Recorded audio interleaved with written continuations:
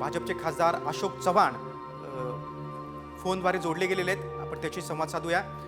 Chavan sir, भारताचे पहिले शीख पंतप्रधान कालवत झालेले आहेत. एक जागतिक कीर्तीचा अर्थतज्ञ, देशानं एक महान नेता गमावलेला आहे. तुमची प्रतिक्रिया? अतिशय दुःखद अशा प्रकारची बातमी ही आज ऐकायला मिळाली.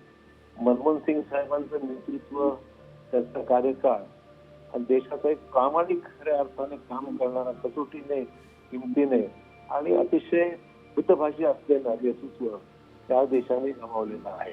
दूरदृष्टी असणारा नेता, आर्थिक क्षेत्रामध्ये शांततेने निर्णय घेणार त्यांच्या एका प्रकारचं व्यक्तिमत्व आणि संपूर्ण जगामध्ये देशाला एका प्रकारचं एक वेगळी उंचीवर घेऊन ठेवणारं अशा प्रकारची त्यांची कारकीर्द राहिलेली आहे.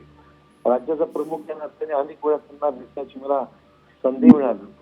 शंकरराव चव्हाण साहेबांचं आणि त्यांचे व्यक्तिगत संबंध हे नेहमी राहिलेले आहेत आणि नरसिंहरावजींच्या मंत्रिमंडळामध्ये दोघांनी एकत्रपणे काम केलं होतं. त्यावेळेस त्यांच्याशी निर्माण झालेले व्यक्तिगत स्वरूपाचे संबंध आजही आमच्या कुटुंबामध्ये आहेत.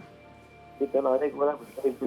तेव्हा जातीने ते आई वडिलांची आणि माझ्या कुटुंबाची चौकशी करायचा तो सगळा प्रसंग मला आजही फार जाऊन आठवतो आहे. त्यामुळे एक कुटुंबातली व्यक्ती आपल्यातून दूर केल्याच्या भावना आणि एक चव्हाण साहेबांचे असलेले नेतृत्वाचे संबंध अशा प्रकारचे हे नातं ते आम्हाला स्मरणात राहील असं म्हणावं लागेल.